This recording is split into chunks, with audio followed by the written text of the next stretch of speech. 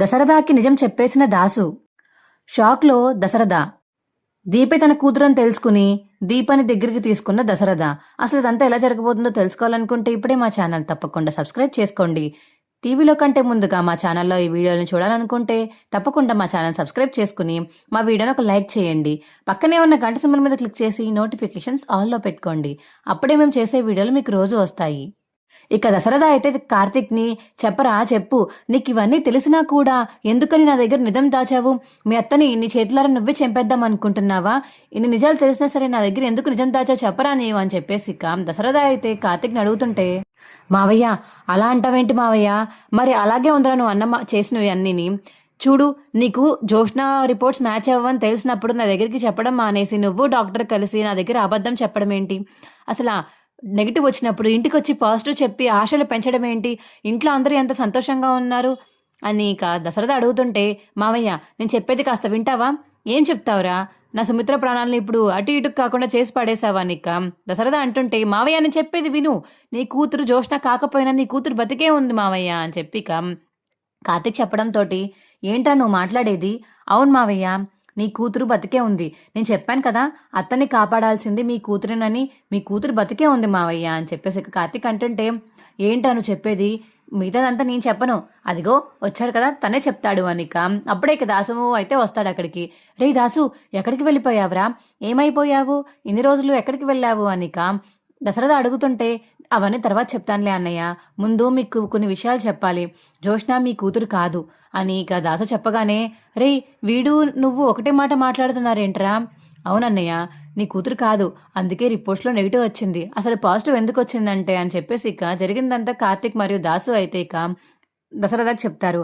అంటే దీప నా కూతురా? అవును మావయ్య. రే, దీప నా కూతురు అయినప్పుడు ఇన్ని రోజులు నాకు ఎందుకు చెప్పలేదురా? నీకు చెప్తే నువ్వేం చేస్తావు? జోష్ని ఇంటి నుంచి బయటికి గెంటేస్తావు. అది అత్త తట్టుకోగలుగుతుందా? తట్టుకోలేదు.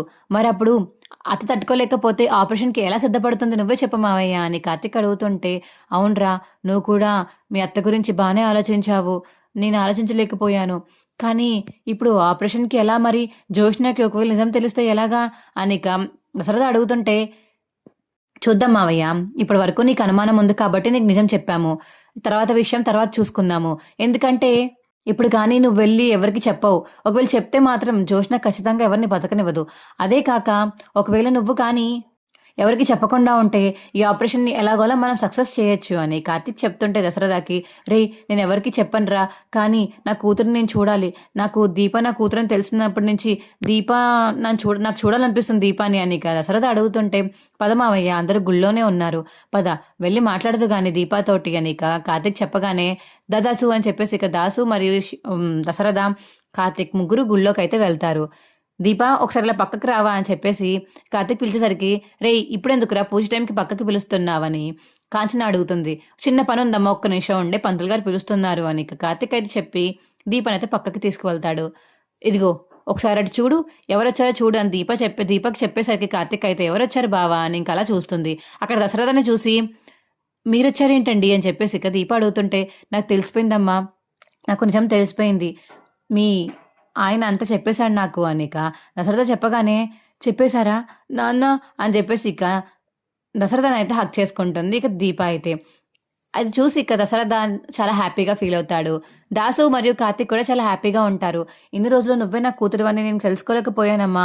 అనుకున్నాను ఏదో జన్మలో నీకు నాకు ఏదో బంధం ఉంటుంది అనుకున్నాను, కానీ మొత్తానికి ఇలా ఇద్దరం కలుస్తామని అనుకోలేదు. నువ్వు నా సొంత కూతురువి, నా కన్న కూతురు అని అనుకోలేదమ్మా. దేవుడు ఏదైతే ఏముంది, నాకు మంచి బుద్ధులున్న కూతురునే ఇచ్చాడు. ఇన్ని రోజులు నేను ఆ జోష్నన్న కూతురని చాలా భ్రమపడ్డాను. తను చేసే మా పిచ్చి పిచ్చి శాస్త్రాలన్నీ తను నా కూతురు కాదనే నిరూపిస్తున్నా. ఎప్పటికప్పుడు నువ్వే నసలైన కూతురు అని నాకు అనిపించింది, కానీ అలా కాకుండా ఎలా పోతుంది అని చెప్పేసి ఎన్ని రోజులు ఊరుకున్నాను. ఇప్పుడు వీడు నిజం చెప్పాక తెలిసింది నువ్వే నా కూతురు అని చెప్పేసి దశరథ అంటుంటే, అవును నాన్న, మీనే మీ కూతుర్ని, అమ్మని ఎలాగైనా కాపాడుతాను నాన్న అని దీప అంటుంటే, నాకు తెలుసమ్మా నువ్వు కాపాడతావని నాకు అర్థమైంది. రిపోర్ట్స్ ఆ రోజు పాజిటివ్ వచ్చిన వెంటనే నాకు డౌట్ వచ్చింది. ఏంటిది ఇలా వచ్చాయని. కానీ జోష్నావి పాజిటివ్ వస్తాయని మాత్రం నేను అనుకోలేదు. ఎందుకంటే తను చేసిన ప్రవర్తన అలాంటిది. నాకు ఫస్ట్ నుంచి అనుమానం వస్తూనే ఉంది. కానీ ఇన్ని రోజులు ఎందుకులే అని ఊరుకున్నాను. కానీ ఇప్పటికి నాకు అనుమానాలు బాగా పెరిగిపోయి తన నిజస్వరూపం బయటపడింది అని చెప్పేసి దశరథ అయితే అంటాడు దీపాతోటి. సరే నాన్న, ఎక్కువసేపు ఇక్కడే ఉంటే అత్తయ్య వాళ్ళకి డౌట్ వస్తుంది. పదండి అక్కడికి వెళ్దాము అనిక దీపే చెప్పేసరికి మీరు వెళ్ళండి అమ్మా, నేను వస్తాను అనిక. దశరథ అయితే ఆగిపోతాడు. సరే నాన్న అనిక దీప కార్తీక్ అయితే వెళ్ళి పూజలో కూర్చుంటారు. దాసు, నిన్ను ఒకటి అడుగుదామని చాలా రోజుల నుంచి ఉండిపోయాను. నేను తల మీద కొట్టింది ఎవరో తెలుసా నీకు? తెలుసా అన్నయ్య? ఎవరు చెప్పు అంది ఇక దశరథ అడుగుతుంటే, నా కూతురి నన్ను కొట్టింది. ఏంటి జోష్నా నీ కూతురా? అవునన్నయ్య, జోష్నా నా కూతురే. ఈ నిజం మీకు చెప్పొద్దనుకున్నాను, కానీ చెప్పక తప్పట్లేదు. నువ్వు ఇంత మంచోడివి, నీకు అలాంటి కూతురు ఎలా పుట్టింది దాసు అని దశరథ అడుగుతుంటే, కొంచెం డబ్బు, అహంకారం, అవన్నీ హోదాలు అలవాటైపోయాక విడిచిపెట్టాలంటే కొంతమంది ఇలాగే తయారవుతారు అన్నయ్య. జోష్న అలాగే తయారయ్యింది. దాంతోపాటు మా అమ్మని చూసుకుని ఇద్దరు కలిసి అలాగే తయారయ్యారు. చిన్నప్పుడు మా అమ్మ చేసిన తప్పు వల్ల అది ఇప్పుడు పెరిగి ఇంత పెద్దదయ్యింది. ఆ తప్పు ఇప్పుడు బయటపడుతుంది. ఈరోజు మీకు తెలిసింది, రేపు ఇంక మిగతా వాళ్ళకి తెలుస్తుంది. అప్పుడు ఎలాగైనా జోష్న బయటికి వెళ్ళిపోవాలి కదా. అందుకని ఇవన్నీ నాటకాలు ఆడి ఇవన్నీ చేసింది. నేను నిజమే మీకు ఎక్కడ చెప్పేస్తానా అని చెప్పేసి నన్ను ఆ రోజు అలా కొట్టి అక్కడ పాడేసింది. మీరే బతికించారని నాకు తర్వాత తెలిసింది. కానీ నిజం ఎవరికి చెప్పొద్దని కార్తీక్ నా దగ్గర మాట తీసుకున్నాడు. అందుకని నేను ఎవరికీ చెప్పలేదు. ఇప్పుడు ఇక అందరికీ తెలిసిపోయింది కాబట్టి చెప్పక తప్పట్లేదన్నయ్య, చెప్తున్నాను అని ఇక దాసు అయితే దశరథకి నిజం చెప్పేస్తాడు.